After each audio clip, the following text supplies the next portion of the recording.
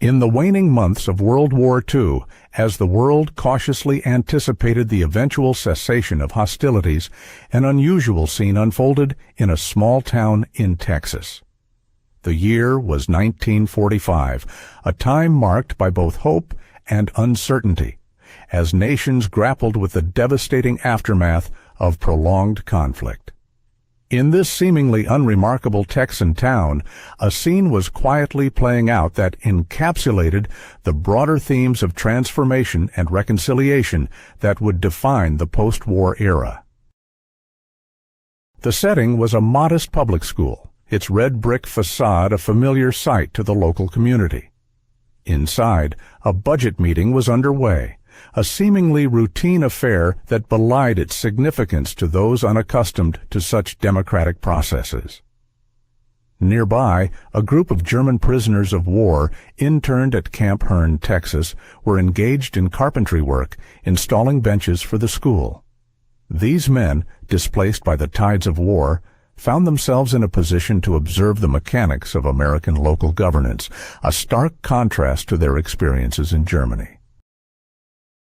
Camp Hearne, located in the heart of central Texas, was one of the numerous POW camps established by the United States to house the influx of German soldiers captured during the war. Established in 1942, the camp could accommodate up to 4,800 prisoners, making it a significant site in the network of wartime internment facilities. The camp was meticulously organized with barracks, mess halls, and recreational facilities, all designed for efficiency and security. Guard towers dotted the perimeter, manned by vigilant members of the 780th Military Police Battalion, whose presence was a constant reminder of the prisoners' status. The camp was surrounded by barbed wire, a physical boundary that delineated their constrained world. Life within Camp Hearne, however, was surprisingly structured and organized, a testament to the American adherence to international conventions governing the treatment of prisoners of war. The POWs were primarily employed in agricultural labor, a critical need given the wartime labor shortages in the United States. Contracts facilitated through the War Manpower Commission allowed these prisoners to work in nearby fields, canneries, and even on railroads, performing essential tasks to support the American war effort. These contracts were meticulously documented, ensuring compliance with the Geneva Convention, which stipulated fair treatment of prisoners, including the payment of wages. Prisoners received wages in the form of coupons, which they could exchange for goods at the camp canteen. This system mirrored the rationing policies of the civilian population, creating a semblance of normalcy and autonomy within the confines of camp life. Food systems were carefully monitored, with Red Cross inspections ensuring that the diet provided was adequate, if not abundant. The camp newspaper, a publication managed by the prisoners themselves under supervision, occasionally addressed concerns about food quality and availability. This publication was a testament to the prisoners' limited autonomy and the structured nature of camp life, reflecting their ability to engage with their circumstances, however constrained. On that particular afternoon in 1945, the German carpenters at the school found themselves inadvertently attending a school board meeting, an event foreign to their experience. The local school board gathered in a modest wood-paneled room to deliberate on budgetary allocations, a process that underscored the democratic principles of American society. Teachers presented detailed accounts of expenses related to school lunches, textbook orders, and plans for cafeteria expansions. Parents, stakeholders in the education system, engaged in debates over milk allocations and bus schedules, their voices contributing to the decision-making process. This participatory form of governance, where decisions were made through votes counted by raised hands and outcomes recorded for dissemination in local newspapers, was a revelation to the German POWs. In Germany, education systems operated under the directives of centralized authority, with little room for local input or accountability to the public. Here, in this small Texas town, schools were managed akin to workplaces, accountable to voters and taxpayers, a reflection of the decentralized nature of American democracy.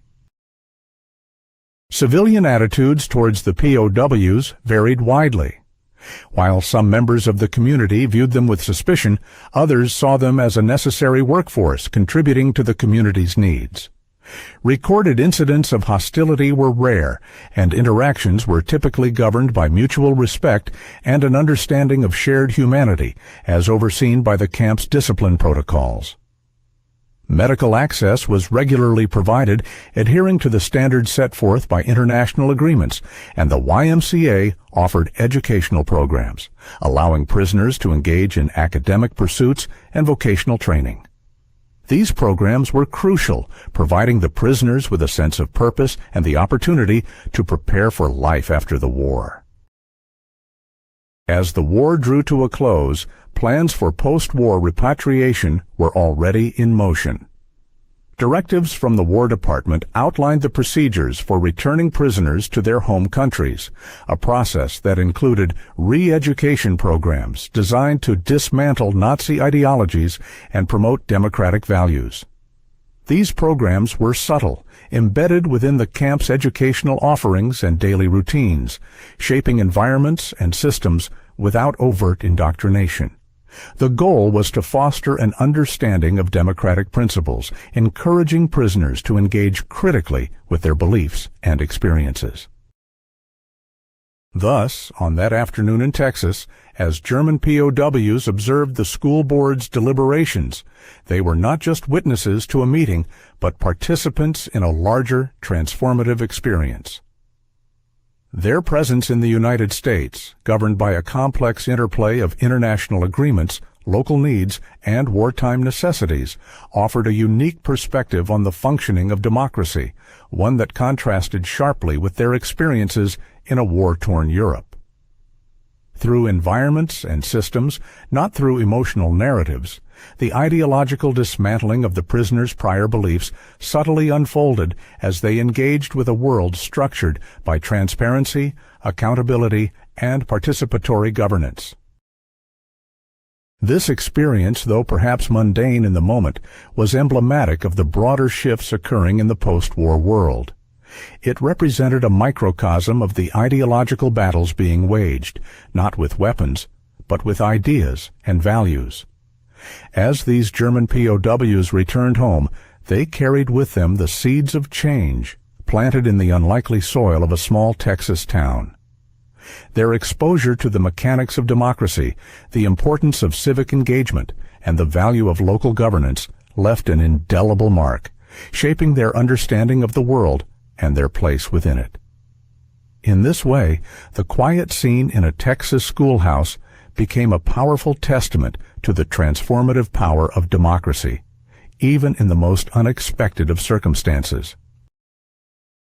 The afternoon sun cast a warm, golden glow over the modest public school nestled in the heart of Texas.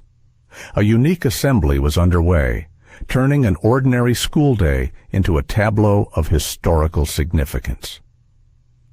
On the school grounds, a group of German POWs from Camp Hearne diligently installed benches, their hands deftly working with the wood and tools. These men, swept up in the tumultuous currents of a global conflict, found themselves in foreign surroundings, contributing to the infrastructure of a small American town. Their presence was a testament to the complex wartime dynamics that necessitated such arrangements, reflecting both the scarcity of local labor and the unexpected intersections of lives during war. The German soldiers, clad in their camp-issued garb, moved with a practiced efficiency, their expressions a mixture of concentration and contemplation. As they worked, the air was filled with the rhythmic sounds of sawing and hammering, punctuated occasionally by the soft murmur of their native language. Each bench they installed was a symbol of their temporary place in this community, a reminder of the intricate web of global events that had brought them to this quiet corner of Texas. Inside the school, the atmosphere was markedly different. The school gymnasium, typically a venue for basketball games and school dances, was now transformed into a forum for civic discourse. The school board meeting was in full swing, and the space buzzed with the energy of debate and decision-making.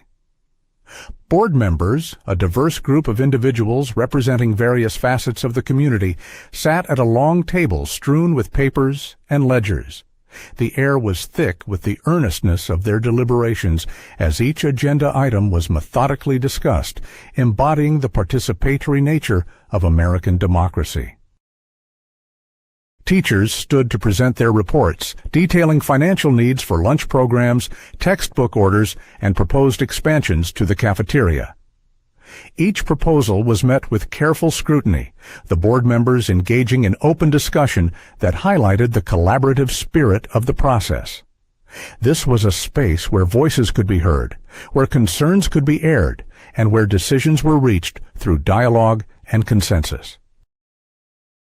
Parents, seated in rows of metal folding chairs, listened intently, their expressions ranging from concern to curiosity. Occasionally, a parent would raise a hand, voicing concerns or suggestions. The allocation of milk, for example, sparked a lively debate. Some parents argued passionately for increased portions to ensure their children received adequate nutrition, while others raised practical concerns about budget constraints and the need for fiscal responsibility. The topic of bus schedules was equally contentious, with rural parents advocating for routes that better accommodated their children's needs. Each voice was heard, and each perspective was considered, painting a vivid picture of civic engagement in action. Outside, the German POWs, though absorbed in their carpentry tasks, could not help but be drawn into the nuances of the proceedings. The open windows allowed the sounds of the meeting to drift out, intermingling with the noises of their work. They observed the raised hands that signaled votes, the meticulous recording of decisions, and the respectful exchanges among board members and community stakeholders. This transparent process stood in stark contrast to the authoritarian system they knew in Germany, where directives were handed down from above with little room for public input or dissent. As the meeting progressed, the POWs took note of the diverse makeup of the board. Men and women, representing various community interests and backgrounds, collaborated in the decision-making process. This inclusivity was a novel concept for the German soldiers who were accustomed to a more hierarchical and homogeneous governance structure. Here, power and responsibility were distributed among many, fostering a sense of shared purpose and accountability. A paradigm shift that was both intriguing and perplexing to these men from a different world. The school board meeting was not merely an administrative task, it was a microcosm of democratic principles in action. The open forum allowed for the airing of grievances and the forging of consensus, elements that were notably absent in their homeland's educational and political systems. The POWs, while continuing their work, were engaged in a quiet contemplation of the scene unfolding inside. It was an experience that offered them a glimpse into a world where change could be effected through collective effort and where every voice held weight. As the meeting drew to a close, a unanimous decision was reached to expand the cafeteria, a project that would not only benefit the students, but also provide additional work for the POWs. The board members rose, shaking hands and exchanging cordial farewells, their decisions soon to be communicated to the local newspaper. This act of transparency and the dissemination of information to the public underscored the accountability inherent in the democratic process. The German POWs finished their work for the day, gathering their tools as the weight of the afternoon's observations lingered in their thoughts. Witnessing such an open and participatory decision-making process was a stark revelation. It offered a glimpse into a world where voices could be heard and change could be effected through collective effort, a world that was, in many ways, the antithesis of the one they had left behind. Returning to Camp Hearne, the POWs carried with them the day's events. their thoughts occupied by this newfound understanding of governance and community engagement. The camp itself was a place of transition where they engaged in agricultural work and attended educational programs designed to expose them to democratic ideals.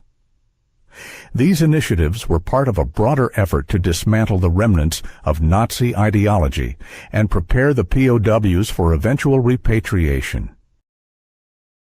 In the coming months, as the war drew to a close, the POWs would face the challenge of reintegration into a post-war German society. The experiences and lessons learned in Texas, particularly the exposure to democratic governance, would accompany them on their journey home. The school board meeting, seemingly routine, was emblematic of a larger ideological shift, one that emphasized the power of civic engagement and the transformative potential of democracy. The story of that afternoon in Texas encapsulated a moment of quiet observation with profound implications. For the German POWs, it was a window into a different way of life, one that valued dialogue, diversity, and shared responsibility. As they left the school grounds, the seeds of new perspectives were sown, suggesting a future where democratic principles might take root in unexpected places. The long-term impact of these encounters remained uncertain, yet the potential for change was undeniable. The POWs, once instruments of a totalitarian regime, had witnessed firsthand the machinery of democracy in action. This exposure, coupled with the humane treatment they received, challenged their preconceived notions and offered a path toward reconciliation and renewal. As the sun dipped below the horizon, casting long shadows across the Texas landscape, the German soldiers reflected on the day's events. Their thoughts intertwined with the hopes and possibilities that lay ahead, the lessons of the school board meeting resonating deeply. It marked the beginning of a new chapter in their lives and in the broader narrative of post-war reconstruction. The afternoon's observations would linger in memory, a testament to the enduring power of democracy and the potential for peace through understanding. The German POWs, witnesses to a transformative process, carried with them the promise of a future shaped by dialogue and cooperation, a legacy of the quiet lessons learned on a warm Texas afternoon. The afternoon sun, a golden orb in the sky, cast long shadows over the modest school building, creating a picturesque scene that belied the complex realities of a world still reeling from the devastations of war. As the sun's rays peeked through the canopy of sprawling oak trees, they illuminated the figures of German prisoners of war, clad in their faded gray uniforms that bore the marks of time and conflict. These men, once soldiers in a faraway battle, now found themselves in a small Texan town, their days filled with work that was both mundane and redemptive. The scent of freshly cut pine filled the air, mingling seamlessly with the fragrant aroma of blooming wildflowers that lined the nearby fields. It was a curious blend of scents, one that spoke of labor and nature coexisting in harmony. The German POWs, tasked with constructing wooden benches for the community, worked diligently, their hands moving with rhythmic precision. Each stroke of the saw and each drive of the hammer was a testament to their resilience, their determination to find purpose in a world that had been turned upside down. Despite the war's end drawing near, a sense of normalcy had not yet returned to the lives of these men or the communities they inhabited. Yet, in their work, there was a quiet dignity, a commitment to contribute meaningfully to the society that had taken them in. As they labored, they occasionally paused, their eyes drawn to the scene unfolding inside the schoolhouse, a scene that was as foreign to them as the Texas landscape that surrounded them. Inside the schoolhouse, the school board meeting continued with a sense of urgency and meticulous care. The room was filled with a diverse group of individuals, farmers, shopkeepers, and educators, each bringing their unique perspectives to the table. It was a tableau of democratic engagement, a microcosm of the town's populace united in a common purpose. The large oak table around which they sat bore witness to their deliberations, its surface a repository of notes, reports, and the occasional cup of coffee. The topic of lunch expenses had sparked lively debate, reflecting the community's deep concern for the well-being of its children. The teachers, dedicated and passionate, presented their reports with clarity and conviction, detailing the rising costs of essentials such as fresh produce and dairy. The board members listened intently, their faces a canvas of contemplation and concern. Nods of agreement punctuated the conversation, each one a silent affirmation of shared values and priorities. As the discussion shifted to textbook orders, it underscored a national commitment to education that persisted even amidst the uncertainties of war. The need for updated materials was pressing, a reality that was keenly felt by educators striving to provide the best for their students. Old volumes, worn and tattered from years of use, no longer sufficed to meet the academic demands of a burgeoning student population eager to learn and grow. Outside, the German POWs exchanged glances, their curiosity piqued by the proceedings. The concept of a community openly deliberating its educational priorities was unfamiliar to them, a stark departure from the rigid directives that had characterized their own schooling experiences in Germany. Here, decisions were not handed down from an unseen authority, but rather shaped by the voices of those most affected, a revelation that sparked reflection and introspection. The discussion eventually turned to the expansion of the school cafeteria, a project with significant implications for the town. Parents in attendance voiced their opinions passionately, some expressing concern over the financial burden, while others championed the benefits of providing a nourishing environment for their children. The debate was robust yet civil, each side presenting its case with fervor but without acrimony. It was a testament to the resilience and adaptability of the democratic process, where disagreements were navigated with respect and understanding. Outside, the POWs resumed their work, the steady rhythm of their hammers punctuating the meeting inside. They noted the ease with which the community navigated disagreements, an ease that was foreign to their experiences but deeply impactful. In Germany, such matters would have been settled without public input, the decisions rendered as fait accompli by those in positions of power. Here, they witnessed a system that empowered citizens rather than subjugated them, a system that valued participation and transparency. As the board moved on to the next agenda item, milk allocations, the discussion gained another layer of complexity. The board weighed the merits of increasing daily milk distribution against budgetary constraints. Parents, mindful of wartime rationing, emphasized the nutritional benefits, advocating for a modest increase. The board members considered the arguments carefully, their deliberations reflecting a balance between fiscal responsibility and the health of their charges. The topic of bus schedules followed, a logistical puzzle requiring careful consideration. The rural nature of the town meant transportation was crucial to ensuring access to education for all students. Board members analyzed route maps and timetables with the precision of strategists, seeking to optimize efficiency while minimizing costs. The solution, they concluded, lay in staggering start times to accommodate the needs of distant families without overburdening the system.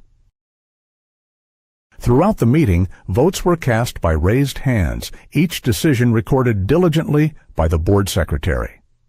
The transparency of the process was evident, with every outcome destined for publication in the local newspaper, ensuring accountability to the community. This openness, a hallmark of American governance, stood in stark contrast to the opacity of the German system, where decisions often remained shrouded in secrecy.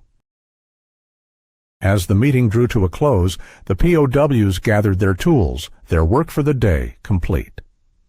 They had been silent spectators to a process that illuminated the principles of participatory democracy, a system that empowered citizens rather than subjugated them.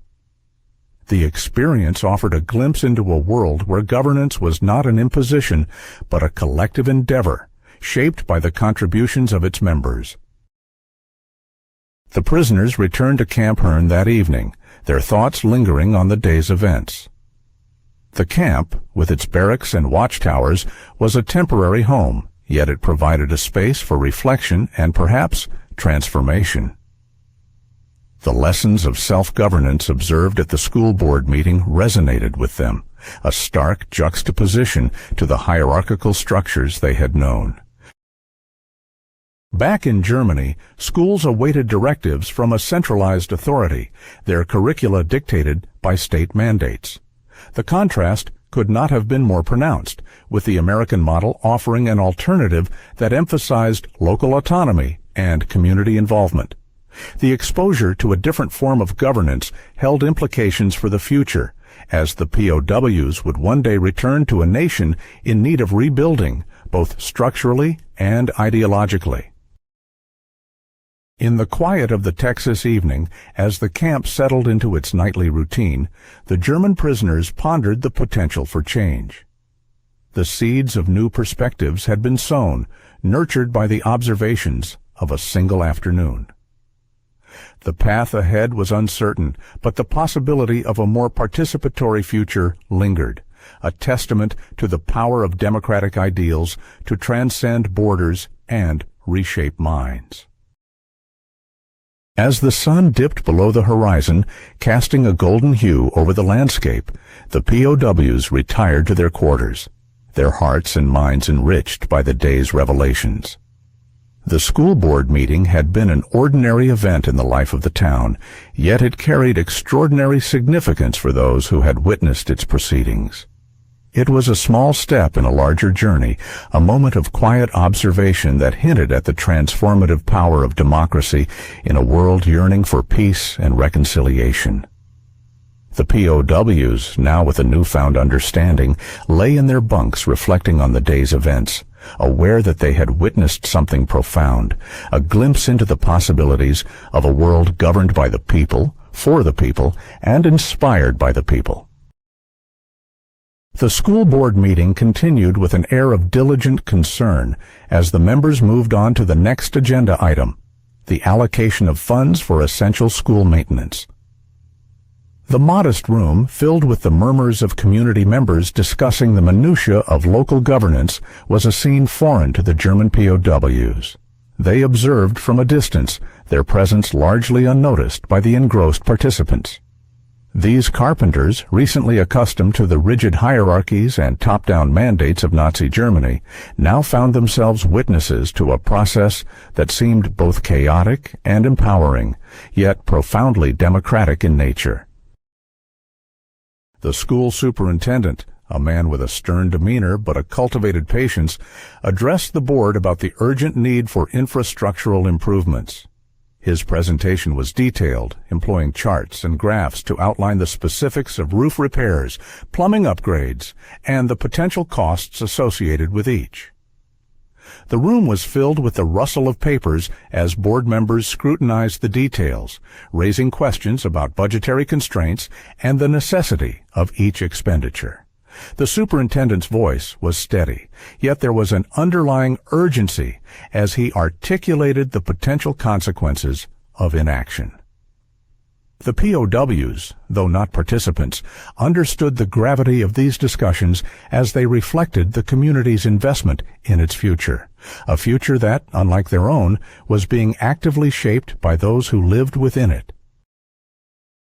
As the proceedings unfolded, the POWs observed the dynamics of debate and compromise. One board member, a local farmer with a pragmatic approach, advocated for prioritizing the most pressing repairs, emphasizing the limited resources available.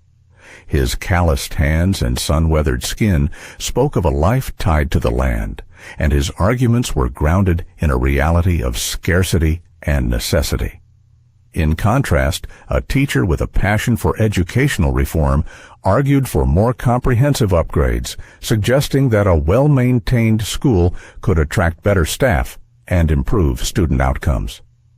Her voice was filled with a fervor that spoke to a vision beyond immediate repairs, imagining a school that could become a beacon for educational excellence in the region. This exchange highlighted the balancing act of immediate needs against long-term aspirations, a concept that echoed broader themes of post-war reconstruction on the global stage. Parents in attendance voiced concerns about the potential impact of the budgetary decisions on their children's education.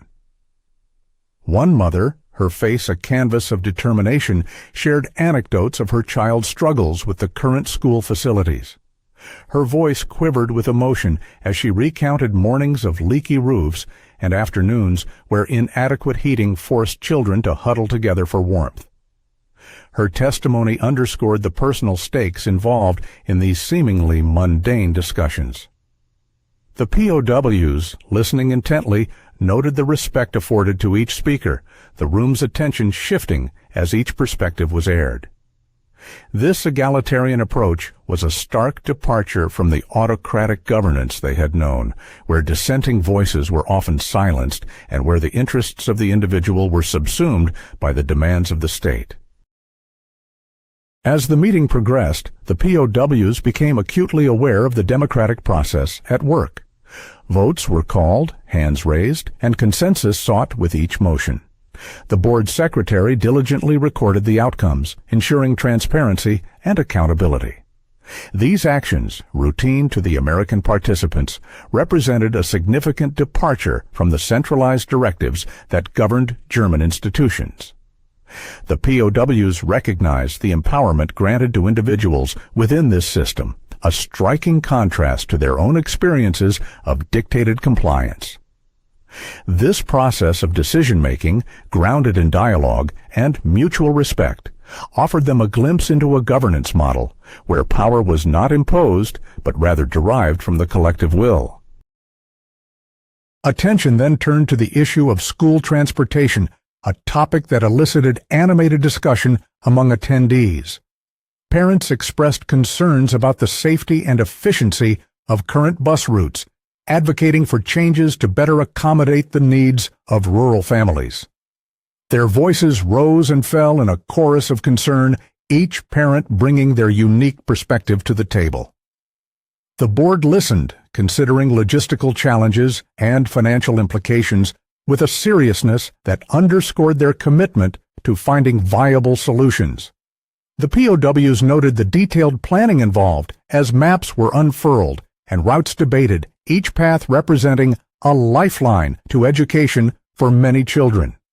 This focus on accessibility and inclusivity was emblematic of the democratic ideals woven into the fabric of American society, a society that, even in the midst of war, prioritized the education and well-being of its youngest members. Throughout the meeting, the POWs remained silent observers, their presence a testament to the broader intersections of war, culture, and ideology.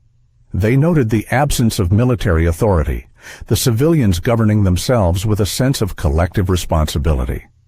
This exposure to democratic governance, occurring in the unassuming setting of a school board meeting, offered the POWs an unfiltered glimpse into the workings of a society built on participation and accountability.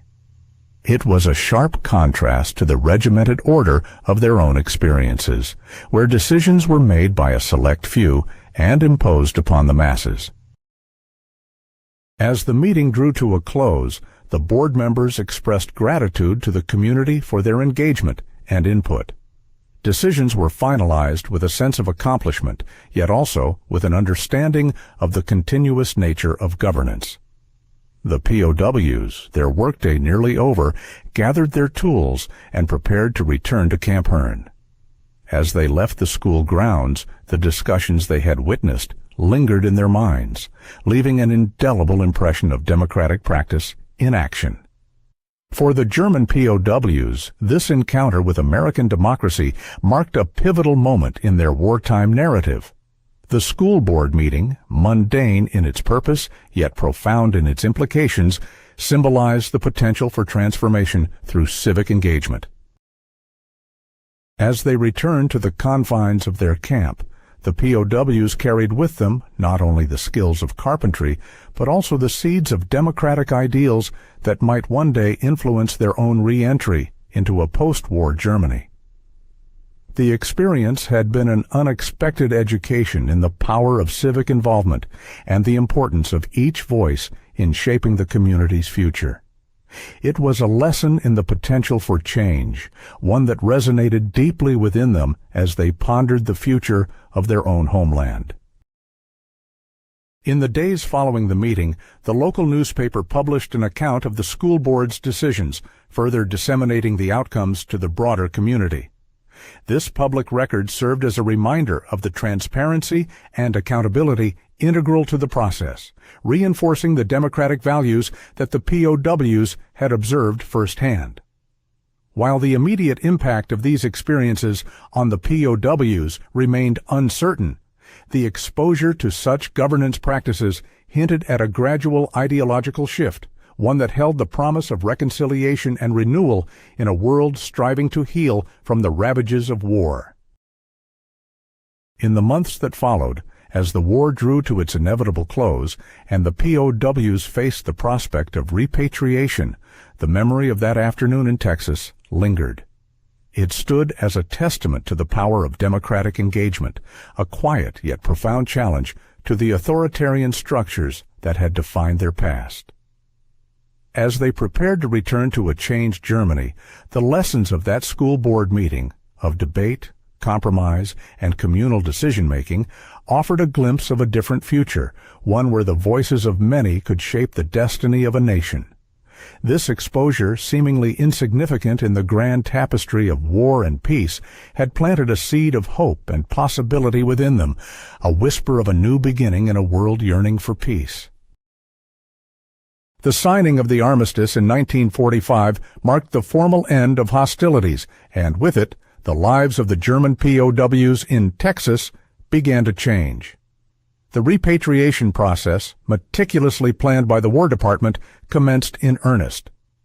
Camp Hearne, which had been a temporary home and a site of unexpected education, prepared to close its gates as the prisoners were scheduled for transport back to Germany. As the POWs departed Texas, their experiences in the camp and the exposure to democratic processes like the school board meeting remained vivid in their memories.